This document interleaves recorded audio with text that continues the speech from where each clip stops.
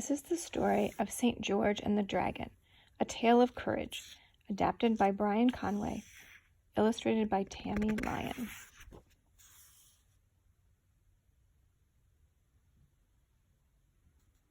This is the tale of St. George and the Dragon.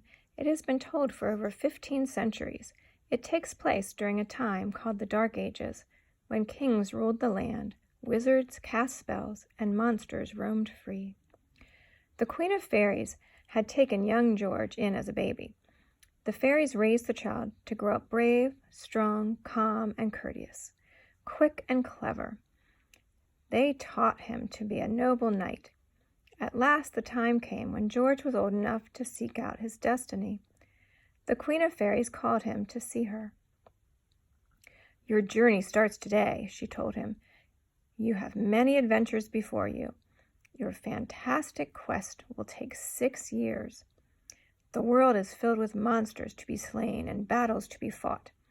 You'll meet kings and paupers, wizards and witches, evil princes, and kind princesses."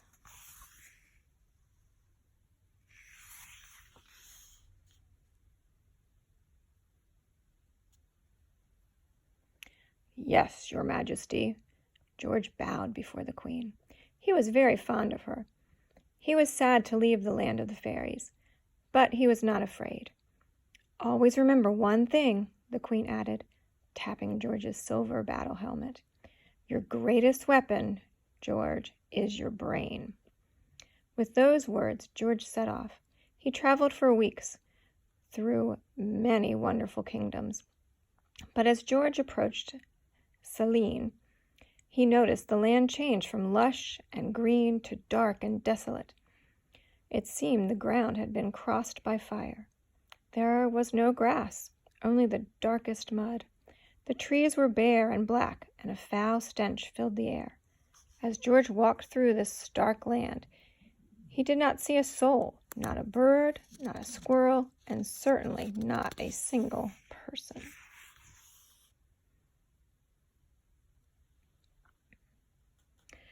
George finally saw a castle in the distance. A high, solid wall enclosed the castle and the small city around it. The gate was closed up tight. Again, George saw no one around. When he got closer, he saw a young lady. She crept quietly through the gate. "Excuse me, my dear lady," he called after her. "Quiet," she hushed him. "Have you no sense? You would do well to leave here now and never return." "But I am a brave knight, here to help you," George whispered. "Alas, sir," the woman replied, "you are but one man. I fear that you cannot help." George looked her in the eyes. "It is my destiny," he said to her. "I will not go until I have done all I can, even if it cost me my life." "I am Princess Sabra," she said. "Come with me."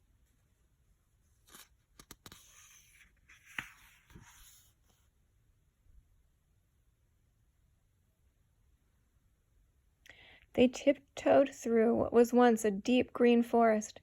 Sabra explained why the kingdom lived in such fear. A fearful dragon had lived in the kingdom for many years, she told him. The horrible beast had ravaged the land. Many men had tried to slay the dragon, but its sharp claws, vast flipping wings, and fiery breath made it impossible to reach, let alone kill. The people had moved to protection within the castle walls, but soon the dragon had run out of animals to eat. "If you do not feed me sheep each day," the dragon roared, "I will come through those walls for my breakfast." So each day, as the sun rose, so rose the dragon, looking for its breakfast. "The dragon sleeps now," said the princess. "But we gave up our last 2 sheep this very morning. Tomorrow we shall have nothing to give the dragon, and we shall all perish." "Then I have arrived at the right time," said George bravely. They came to a cave in the dark forest to slay the dragon. Sabra told George, We need help. That is why we are here. In the cave, there lived a wise old hermit. Some said he was a sorcerer, over 900 years old, but no one knew for sure. Sabra and George crept up to the hermit, who stared into his fire. He did not turn to look at them, but he spoke as if he knew they were coming. "Long ago it was told 2 brave knights would come to know the only way to save the rest. The serpent's weakness is his breath." With those words, an ancient hourglass appeared at their feet. George did not understand. He asked the strange little man, but the hermit would speak no more.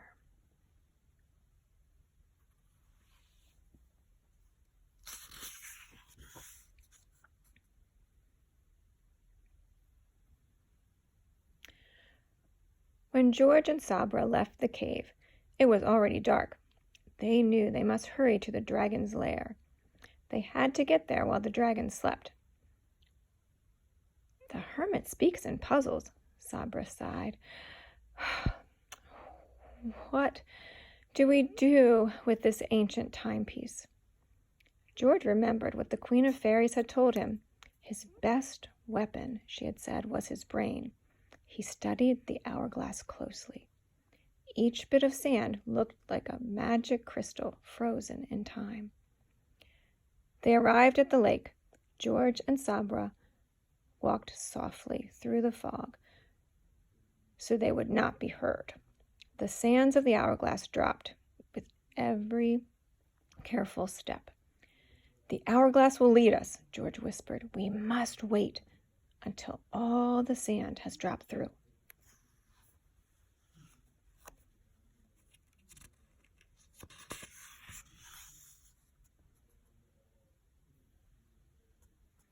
The smell as they approached the lair was horrible. George and the princess set George's shield near the sleeping dragon's head to protect themselves from the dragon's fiery snores. They watched the icy blue sands tick away. Suddenly the dragon stirred. Now, Sabra thought, surely the dragon would find them before all the sands ran through the hourglass. The dragon raised up and rubbed his slimy eyes. As George watched the dragon rise, he stopped watching the hourglass. The very last grain of sand was dropping through. At that moment, the dragon yawned, a great fiery yawn. "Now, George!" Sabra shouted.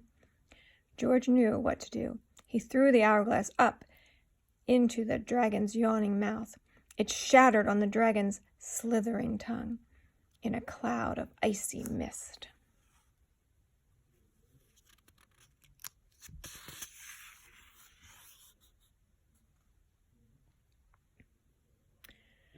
Now our 2 heroes had sorely angered the dragon. He looked down to see them. Both George and Sabra ducked behind the shield. The dragon reared back to hurl a fiery blast at them, but, as fortune would have it, only cool ice and soft snow came from the dragon's mouth. The dragon took a deep breath, certain the furnace inside of him would melt the ice. But the hermit's magic had changed the dragon. His mouth shut tight with frozen ice. The once fearsome dragon jumped into the deep, warm lake. Only there could he keep from freezing from the inside out. That dragon never bothered another soul.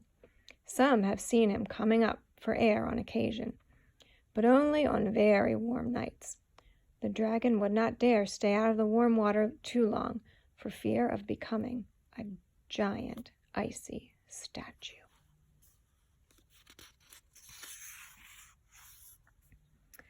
George and Sabra had saved the kingdom. It was Sabra who was the second knight that the old hermit had spoken of in his strange riddle.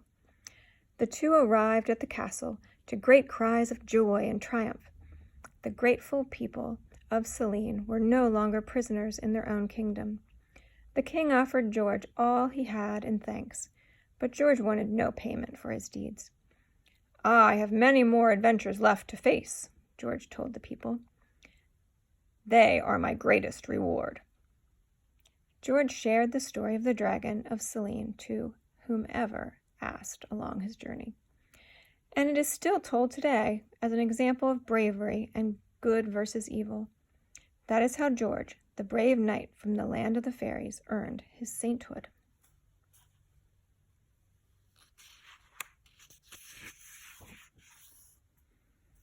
Courage. When George agreed to fight the dragon, he did not think of the danger that might come to him. He thought only of saving other people from the dragon's danger. George faced this danger without thinking of himself. He was truly brave. Being brave can be a very hard thing to do, but there are lots of ways to show courage. Meeting new people can be a very scary thing and is a good opportunity to show how brave you can be. If you smile and say hello, chances are the new person will be happy that you did, and he or she will smile back. It takes a really courageous person to smile first. It takes a very courageous person to live now with that horrible virus that is attacking our country and the world. So be brave in this time. I will read another story later. Love you all. Bye.